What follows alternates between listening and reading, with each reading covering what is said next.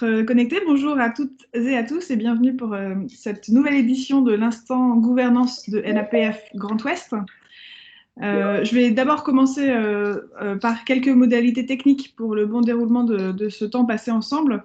On est parti pour 20 à 25 minutes d'échange qui vont inclure une phase de questions-réponses en fin de session qui sera cette phase animée par Anne Blanche. On va retrouver l'enregistrement de cette session sur YouTube notamment, et puis sur les réseaux sociaux de NAPF Grand Ouest. Donc, de fait, cette émission est enregistrée. C'est pour ça qu'on vous demande on vous remercie de bien vouloir désactiver les caméras et les micros. On va essayer de le faire au fur et à mesure des arrivées progressives.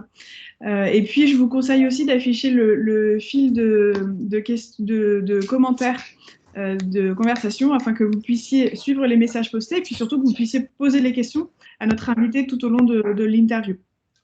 Alors, je me présente très rapidement. Je suis Anne-Sophie Bourrigaud. Je suis directrice associée de Boss to Boss. Et Boss to Boss, c'est une société qui met les bonnes personnes autour des dirigeants pour lui permettre de prendre les bonnes décisions. Anne, je te laisse te présenter. Merci Anne-Sophie. Donc, bonjour à toutes et à tous. Je suis Anne Blanche. Je suis administrateur indépendante et j'ai le plaisir de co-animer la commission gouvernance de NAPF avec Laurent Lécole. Et je me ferai un plaisir lors de cette émission de relayer vos questions auprès de notre invité. Donc, n'hésitez surtout pas à les poster dans le fil de la conversation. À tout à l'heure. Merci. Donc la commission gouvernance a produit 2 publications. Le premier, c'est Vous avez dit gouvernance, et le second, c'est Ouvrir sa gouvernance aux salariés, pourquoi pas vous? Les 2 publications sont disponibles sur le site de NAPF Grand Ouest. Et dans la continuité de ces travaux, en commission, il a été décidé de donner la parole aux chefs d'entreprise sur ces sujets de gouvernance. Évidemment, la question de la gouvernance prend une dimension encore plus forte dans un contexte de crise et ça nous paraissait essentiel que les chefs d'entreprise puissent en témoigner des impacts et de l'adaptation de cette gouvernance. Aujourd'hui, nous accueillons Olivier de la Chevannerie avec plaisir. Olivier qui a accepté de partager avec nous ses expériences en matière de gouvernance. Olivier, bonjour. Bonjour. Bonjour. Merci d'être avec nous pour cette 5e édition. Tu as plusieurs casquettes pour lesquelles ta présence était particulièrement pertinente aujourd'hui. Est-ce que tu peux te présenter ? Oui, bonjour à tous. Donc, moi, j'ai 55 ans et je suis le dirigeant fondateur de l'entreprise Sigmatel. Ça, c'est ma première casquette. Et ma deuxième casquette, je suis président de Réseau Entreprendre. Réseau Entreprendre, je pense que vous savez tous, c'est un réseau d'accompagnateurs qui accompagne les chefs d'entreprise dans les 2-3 premières années. C'est un réseau de 14 500 chefs d'entreprise bénévoles qui accompagne 1200 entreprises par an. Merci Olivier. Est-ce que tu peux dire quelques mots sur le groupe Sigmatel que tu présides ? Alors, Sigmatel, c'est une société de services et travaux dans l'énergie. Alors, l'énergie, c'est deux grands sujets. Pour faire simple, c'est-à-dire que c'est d'abord l'électronique, c'est-à-dire ce qu'on appelle les courants faibles. Nous faisons de l'audiovisuel, de la sécurité électronique, de la détection incendie, des réseaux informatiques, télédistribution. Et l'autre métier, c'est l'électricité, haute tension et basse tension. Donc la particularité de Sigmatel, c'est que nous faisons 40% de services, c'est-à-dire que nous gérons aujourd'hui 400 interventions par jour de dépannage et que nous avons un service de dépannage et d'intervention complètement digitalisé puisque nous avons réalisé un logiciel interne de gestion de nos interventions qui permet à nos clients de voir nos interventions et de savoir où en sont toutes les interventions en se connectant directement à notre plateforme interne. Nous sommes 350 salariés, pardon, j'ai oublié de vous le dire. Et nous faisons un chiffre d'affaires de 48 millions. Très bien, merci Olivier. On va rentrer dans le vif du sujet de la gouvernance. Tu as plein de choses super intéressantes à nous dire, donc je vais être un peu stricte avec toi sur le timing. Si tu peux répondre en 2 minutes, ce serait parfait. Beau challenge. Quand on parle de gouvernance, il y a une notion qui te tient à cœur, c'est la séparation des 3 pouvoirs. Est-ce que tu peux nous dire d'où ça vient, cette notion de séparation des 3 pouvoirs, et qu'est-ce que ça veut dire ? Alors déjà, la séparation des 3 pouvoirs, ce n'est pas nous qui l'avons inventé. on a beaucoup travaillé chez Réseau Entreprendre sur la gouvernance by Réseau Entreprendre, mais en fait, cette séparation de trois pouvoirs, c'est assez simple. C'est l'objectif que nous recherchons dans beaucoup d'entreprises, c'est-à-dire que nous considérons que les pouvoirs de la gouvernance se divisent en trois. Le pouvoir de l'exécutif, qui est le pouvoir de l'opérationnel, c'est celui qui va préparer la stratégie et qui va appliquer cette stratégie. Ça, c'est le pouvoir de l'exécutif, c'est les opérations. Le deuxième pouvoir, qui est le pouvoir de l'actionnaire, ce qu'on appelle le pouvoir souverain, c'est-à-dire c'est celui à qui appartient l'entreprise. Donc c'est celui qui va valider la stratégie et accompagner l'exécutif, mais il est souverain. Et puis le troisième pouvoir, ce qu'on appelle le pouvoir de surveillance, ou le pouvoir d'un comité stratégique, c'est un pouvoir qui a un œil vigilant un peu sur le fonctionnement entre l'exécutif et puis l'actionnariat, et qui permet à ce que ce fonctionnement de gouvernance soit équilibré. Donc en fait, l'objectif, c'est ce que nous, on vend chez Réseau Entreprendre, c'est-à-dire que, et c'est l'objectif qu'on a aussi chez Sigmatel, c'est d'avoir ce qu'on appelle une démocratie entrepreneuriale, c'est-à-dire un équilibre entre ces trois pouvoirs, exécutif de l'opérationnel, souverain de l'actionnaire et le conseil de surveillance. Qu'est-ce que ça veut dire équilibre? Est-ce que ça veut dire que c'est des pouvoirs qui sont incarnés par les mêmes personnes, des personnes différentes? Alors non, pas du tout. C'est-à-dire que l'important de l'équilibre des pouvoirs, c'est que ce ne sont pas les mêmes personnes dans chaque pouvoir. C'est la grande difficulté, je trouve, de la gouvernance, c'est que, en fait, quand une société est créée, et c'était le cas pour Sigmatel, quand une société est créée, eh bien, on concentre tous les pouvoirs dans les mêmes personnes. Les créateurs sont à la fois à l'opération, sont dans le pouvoir exécutif de l'opérationnel, ils sont à la fois actionnaires, donc décisionnaires. Et puis, il n'y a pas trop de conseils de surveillance. Ça, c'est le démarrage des sociétés. C'est-à-dire que je concentre tous mes pouvoirs au même endroit. Et puis après, et c'est ce qu'on préconise chez Réseau Entreprendre, parce que, en fait, chez Réseau Entreprendre, on accompagne les créateurs et les repreneurs. Donc finalement, on fait un peu office de conseil de surveillance, si je puis dire. C'est-à-dire qu'au démarrage de la société, tous les pouvoirs sont concentrés. Et comme on va accompagner, en fait, on va cheminer à côté. On sera un peu le conseil stratégique, conseil de surveillance de l'entrepreneur. Mais après, c'est pour ça qu'au bout de 2 ou 3 ans d'accompagnement chez Réseau, on leur dit, mais non, il faut que vous ayez un conseil de surveillance à la sortie. Il faut équilibrer votre gouvernance au bout de 2 ou 3 ans. Et c'est à ce moment-là que souvent ils nous disent, ah bah c'est super, je vais me faire un conseil de surveillance. Sauf que ça ne suffit pas. Sauf qu'aujourd'hui, c'est quand on concentre le pouvoir exécutif et de l'actionnaire avec un conseil de surveillance, ce n'est pas suffisant. La préconisation qu'il faut, c'est arriver à séparer le pouvoir exécutif du pouvoir de l'actionnaire. Là, on est vraiment dans le vif du sujet, c'est d'ailleurs la difficulté. D'accord. Donc du coup, la séparation du pouvoir exécutif, donc le pouvoir du directeur général, et du pouvoir souverain, c'est le pouvoir de l'actionnaire ou du président, c'est souvent assez difficile à appréhender. Est-ce que tu peux nous dire pourquoi est-ce que c'est essentiel? Alors, c'est essentiel parce qu'arriver à une certaine taille, c'est insupportable. C'est-à-dire que le dirigeant ne peut pas être celui qui est aux opérations et en même temps celui qui est actionnaire. Dans les discussions qu'on a avec les fonds, par exemple, les fonds vous disent, c'est très gentil, on voit souvent des dirigeants d'entreprise qui viennent nous voir, mais on ne sait pas si on a en face de nous le dirigeant actionnaire ou le dirigeant opérationnel. Donc finalement, eux-mêmes comprennent qu'il y a presque une schizophrénie à être à la fois à l'exécutif et au niveau de l'opérationnel. Mais moi, je l'ai vécu chez Sigmatel, hein, c'est exactement ça, c'est-à-dire que j'ai été PDG, président, directeur général, pendant très longtemps, pendant presque 10 ans. Et puis à un moment, et grâce à Réseau Entreprendre d'ailleurs, enfin grâce aussi à la famille Mullier, hein, qui a ce fonctionnement de gouvernance démocratique qui est très très fort chez elle. Et en fait, c'est de se dire, non, il faut que ce PDG devienne président et DG. Il faut qu'on arrive à séparer, mais c'est presque physique, hein, quand on parle des bulles, on va faire exploser cette bulle, on va la faire exploser d'un côté dans l'exécutif, c'est pour ça que j'ai recruté un directeur général, et de l'autre côté, je reste président, mais je me mets président des actionnaires. En fait, chacun va dans la bulle qui lui va. Hein. J'aurais pu choisir d'être à l'opérationnel. Encore que je me poserais beaucoup de questions si j'avais décidé, après 10 ans, de me mettre dans l'opérationnel et non pas de prendre un peu de recul à la présidence. Mais vous voyez, il y a cette volonté qui est vraiment presque physique. Je sépare cette bulle en deux, l'exécutif et je l'ai confié à un directeur général. Et maintenant, je suis à la présidence. Et on arrive comme ça à commencer à avoir une gouvernance démocratique. Et puis après, c'est une surveillance. Pardon Olivier, on entend souvent quand on parle de séparer les pouvoirs exécutifs et souverains que ça revient presque à perdre le pouvoir quand on est patron fondateur par exemple. Mais du coup, est-ce que tu peux nous rentrer dans le détail de c'est quoi être président? Quels sont les pouvoirs qui restent à un président? Et puis, concrètement, sur quelles décisions le président peut intervenir et ou ne pas intervenir? Alors, je vais prendre l'exemple de Sigmatel parce qu'en fait, d'abord, c'est celui que je connais le mieux, mais surtout, c'est peut-être pas obligatoirement un exemple qui ira à tout le monde. Mais à partir du moment où on a décidé de séparer les deux pouvoirs, il faut avoir un fonctionnement, faire de la subsidiarité, c'est-à-dire se dire, je donne les clés du pouvoir exécutif à mon directeur général.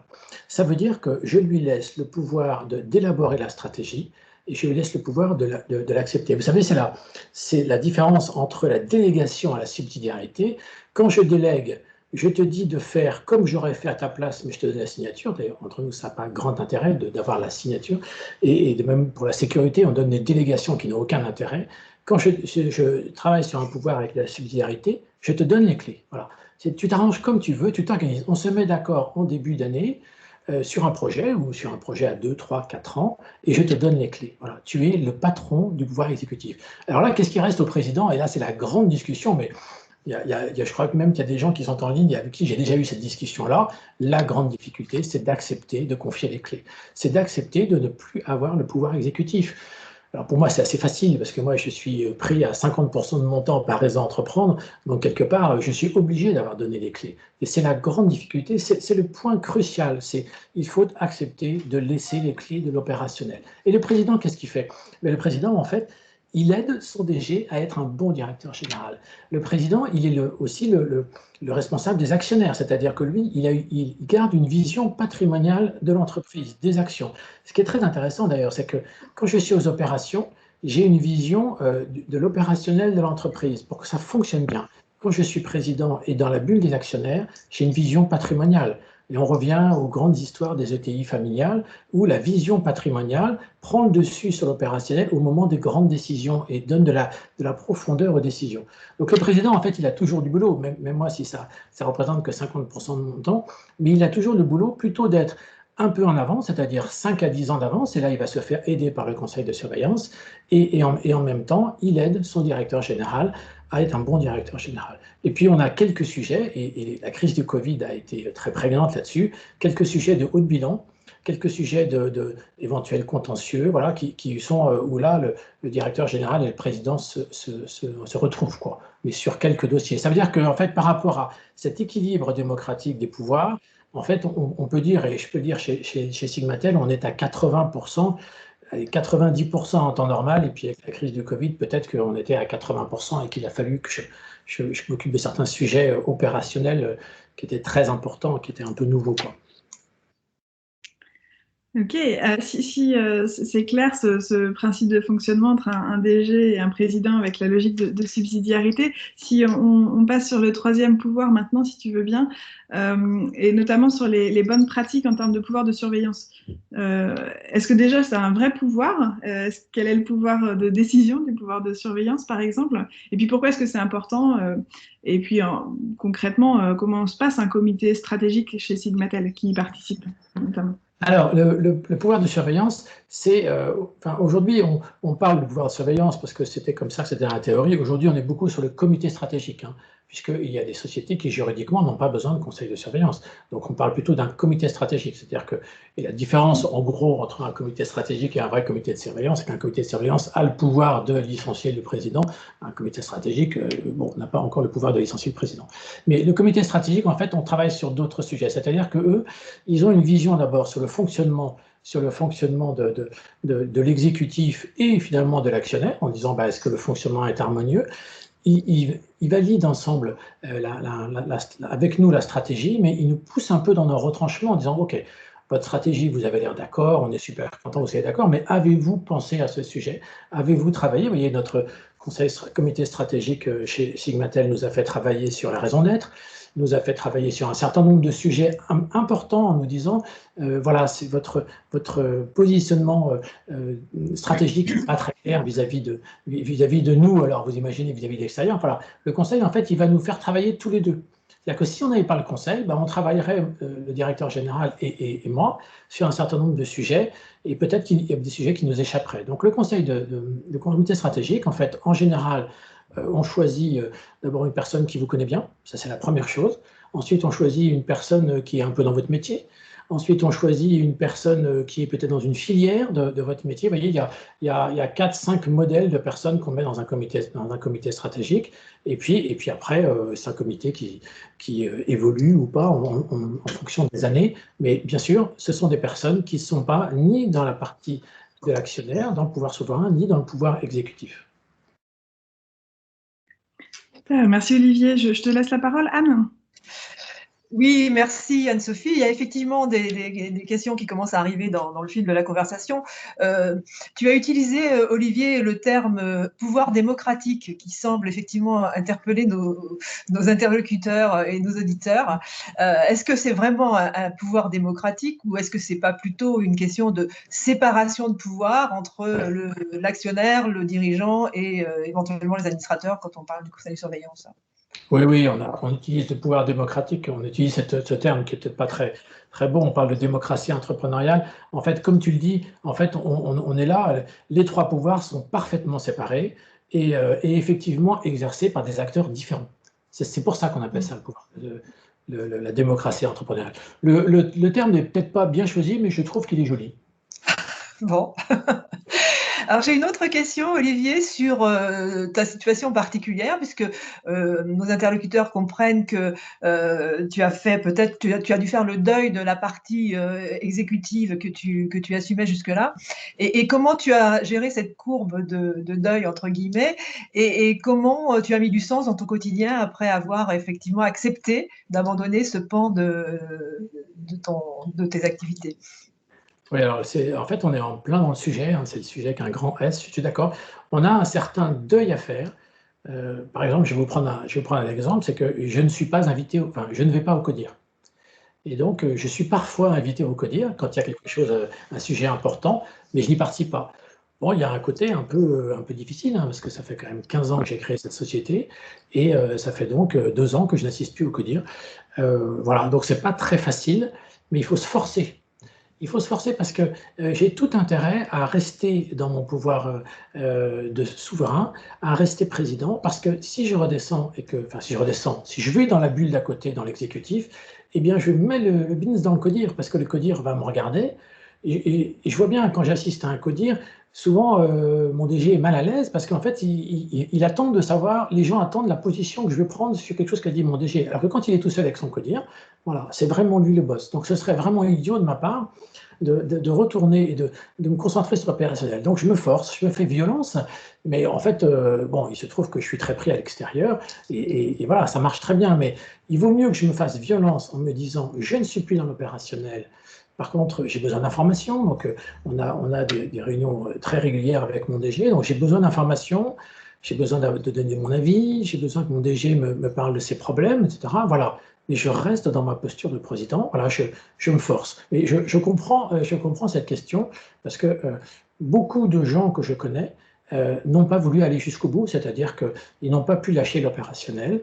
Et donc, la démocratie entrepreneuriale, et ça ne marche pas, puisqu'à ce moment-là, si on veut rester opérationnel, ça ne marche pas. Le système de gouvernance à trois pouvoirs, il faut trouver un autre système de gouvernance que celui-là. J'ai une autre question qui concerne le comité stratégique que tu évoquais tout à la fin des questions de Anne-Sophie tout à l'heure.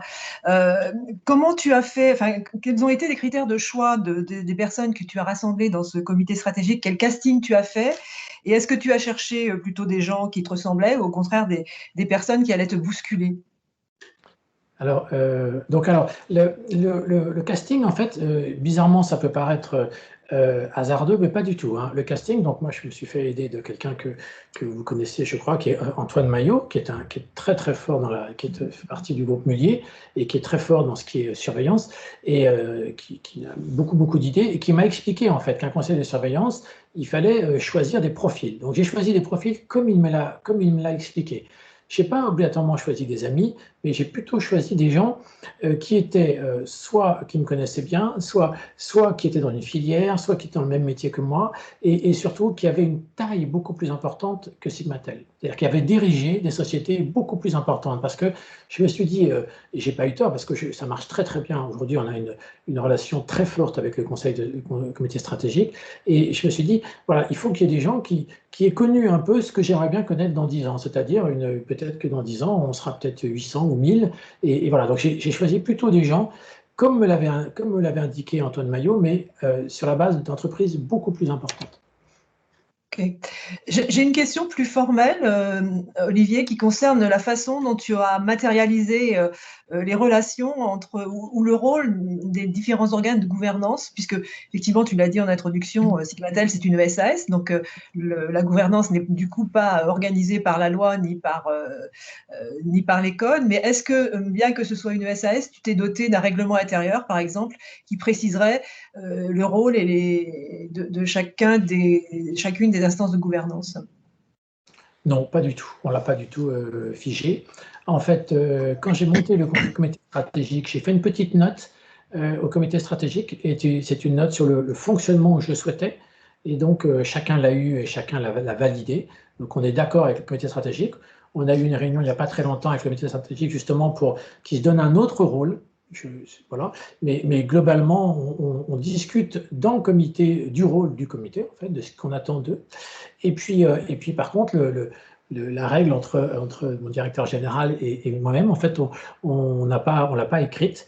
En fait, on se fait, alors c'est pas un entretien individuel, c'est une espèce de, on a un temps ensemble, une fois par an, où on redescend tout ça, et on redescend nos rôles respectifs, et on se dit, voilà, quel est le rôle que tu as, et comment moi je le ressens, quel est le rôle que j'ai, et comment tu le ressens, et comment le ressent l'extérieur, pour qu'on soit toujours d'accord, pour que les gens comprennent, puisqu'on recrute entre 30 et 40 personnes par an, donc il faut que les gens comprennent hein, quel est mon rôle, quel est son rôle. Donc on est obligé on remet ça à plat, mais on ne l'a pas rentré dans le dur. C'est pas trop notre truc, nous, de rentrer les choses dans le dur.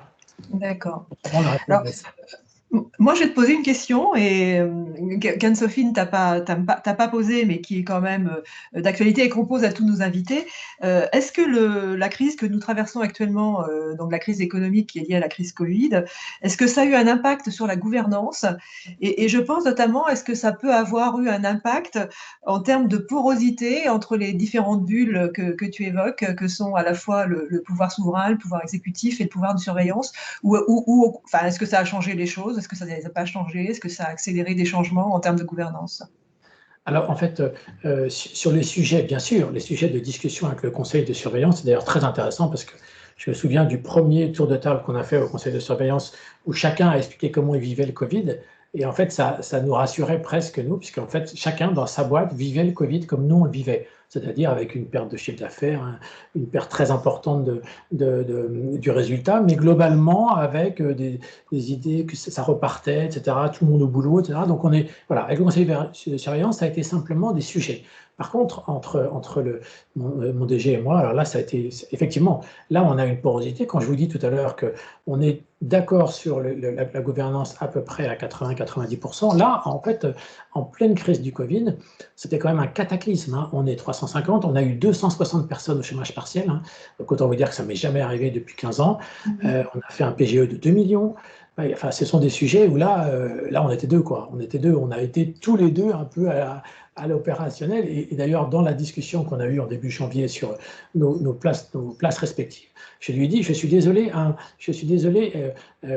est-ce que j'ai pas été un peu loin à ce moment-là dans la crise parce qu'il y avait des choses qui me paraissaient opérationnelles qui allaient toucher finalement au pouvoir souverain, quoi, au patrimoine de l'entreprise. Et lui, en fait, il m'a renvoyé en disant non, j'avais besoin d'aide. Voilà. Donc là, typiquement, une crise comme celle-là, on n'a pas échangé nos rôles, mais la porosité dont tu parles, c'est clair qu'à un moment, on a eu des décisions opérationnelles qu'on a prises à deux. Hein, ça, effectivement. Et maintenant, ça va beaucoup mieux, et donc j'ai repris ma place dans le pouvoir souverain. Mais de toute façon, on a une petite porosité quand même. Hein.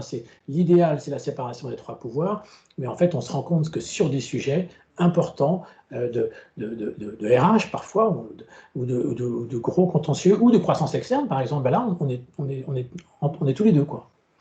La porosité, ça ne veut pas dire je prends ta place, hein, ça veut dire on travaille ensemble. Hein. Alors, n'hésitez pas à poser des questions dans le fil de discussion si vous en avez encore. Moi, je vais en ajouter une, puisque tu as évoqué effectivement, outre ton rôle de chef d'entreprise et de président de Sigmatel, tu présides le réseau Entreprendre au niveau national.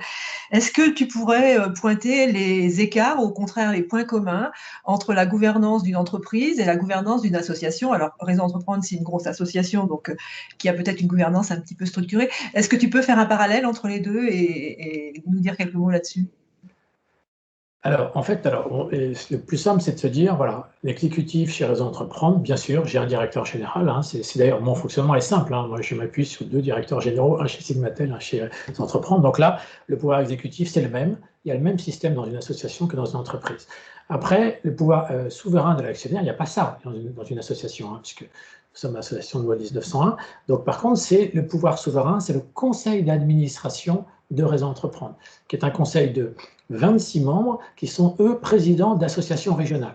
Donc, en fait, mes patrons, si je puis dire, mes patrons sont les membres du conseil d'administration. Voilà. Et chez Réseau Entreprendre, il n'y a pas de pouvoir de surveillance, c'est-à-dire que le conseil d'administration, vous voyez là, on est en bas, c'est-à-dire que les deux, le pouvoir de surveillance et le pouvoir souverain est le même, c'est un conseil d'administration. Alors, pourquoi dans une association c'est un peu différent? D'abord parce qu'il n'y a pas d'histoire d'argent. Il n'y a pas d'histoire de patrimoine, il n'y a pas d'histoire. En fait, moi, en tant que président, je suis le garant devant le conseil d'administration que le budget, on a un budget de 3,5 millions, que le budget est bien dépensé.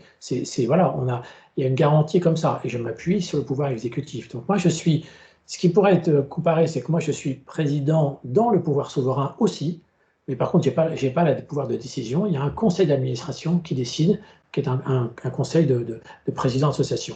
Et il n'y a pas de pouvoir de surveillance. D'ailleurs, on est en train d'essayer d'obtenir le label IDEAS. Je ne sais pas si c'est un label que vous connaissez, un label d'association. Et dans ce label IDEAS, ils sont en train de nous dire qu'il faut qu'on mette en place un pouvoir de surveillance dans l'association. Mais aujourd'hui, il n'y en a pas. Ok, merci.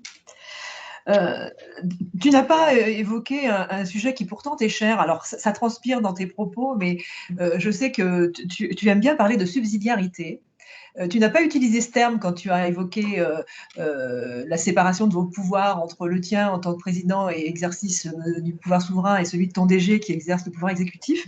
Est-ce que tu pourrais peut-être éclairer nos auditeurs sur ce qu'est la subsidiarité, ce que ça signifie et comment tu la mets en œuvre en termes d'outils de gouvernance au sein de Sigmatel?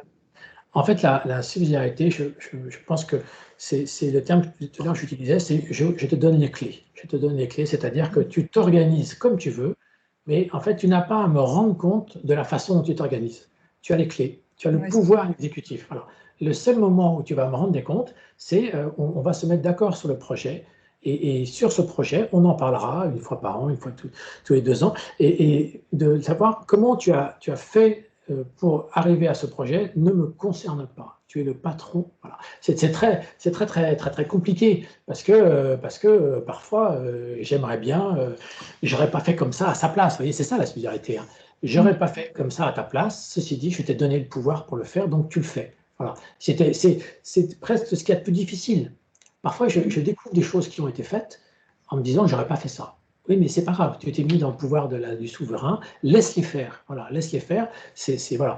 Pour moi, moi j'étais dans des grands groupes parce que j'ai eu une vie de salarié, pas très longtemps, mais j'ai eu une vie de salarié. Dans les grands groupes, on vous donne une délégation. Voilà. Mais ne vous amusez pas à faire différemment. Hein. Ne vous amusez pas quand vous êtes directeur de l'agence de Tours, à aller mettre une organisation pas possible qui n'a rien à voir avec ce qui se fait dans le groupe. Là, c'est interdit ça. Alors que nous, à Tours, il s'organise comme il veut. C'est son problème. On a ramené le pouvoir là où la personne en a besoin. C'est-à-dire qu'à Tours, il y a un écosystème à Tours qui est différent, il y a du recrutement qui est différent, il y a une concurrence qui est différente. Et bien, le directeur de Tours, il s'arrange, il s'organise lui-même en fonction de son écosystème. C'est un fonctionnement qui est extrêmement difficile à tenir dans le temps parce que en fait, voilà, on a parfois des difficultés. On se dit, ah mais ouais, mais c'est normal que vous ayez ces difficultés. Vous avez vu comment vous êtes organisé. Voilà, ça serait facile de dire ça, quoi. Voilà. Donc il faut prendre soin de la subsidiarité. C'est quelque chose que j'ai beaucoup travaillé. C'est-à-dire que on doit absolument se dire, si j'ai choisi la subsidiarité, je dois en prendre soin. Voilà. C'est-à-dire que je dois me dire, mais oui, t'énerve pas. En fait, c'est le fonctionnement chez toi. Voilà, ne reviens pas dessus, quoi. Et donc c'est vraiment sympa parce qu'en fait, une fois que vous avez compris ça, une fois que vous avez compris que Voilà, si vous allez contre une organisation qui a été mise en place dans un système de subsidiarité, c'est fini. Ce n'est pas le système qui ne va pas, c'est la subsidiarité qui est terminée. Vous êtes en train de reprendre la main. Voilà. Et ça, il faut faire attention parce que après, vous avez vos équipes qui ne comprennent plus, et puis vous avez des départs, et puis des gens pas contents parce que je ne comprends pas. Et j'avais le pouvoir, et tout d'un coup, tu reviens sur l'organisation que j'ai mise en place, mais on avait convenu que... Voilà. Donc il faut surtout pas, il faut prendre soin de cette subsidiarité. Bon, je suis un petit peu la gardienne du temps, donc le temps passe et on a déjà largement dépassé nos 20 minutes. Et il y a encore des questions dans le chat, mais malheureusement, je crois qu'on va pas pouvoir poursuivre ces échanges. Je te repasse la parole pour conclure, Anne-Sophie. Et Oui. merci, Olivier. Merci Anne, merci Olivier. Alors on a vu qu'il y avait des principes de gouvernance qui peuvent être éclairants, et puis on a vu à travers ton témoignage Olivier que ces principes doivent être forcément adaptés au contexte de l'entreprise, au contexte extérieur à l'entreprise de fait. Si cette session des instants de gouvernance de NAPF vous a donné envie d'aller plus loin, de partager des bonnes pratiques avec vos pairs, vous êtes les bienvenus dans les ateliers de la commission de gouvernance NAPF. Et puis, on vous donne aussi rendez-vous pour la 6e édition qui aura lieu le 11 mars, c'est un jeudi aussi, également midi, aussi un visio, et ce sera en compagnie cette fois-ci de Jean-Loup Racine, qui est associé cofondateur de la société Le Phare et qui est aussi associé de Boss to Boss. Merci beaucoup à tous de votre attention et puis à très bientôt. Merci, au revoir, bonne journée. Merci. Merci.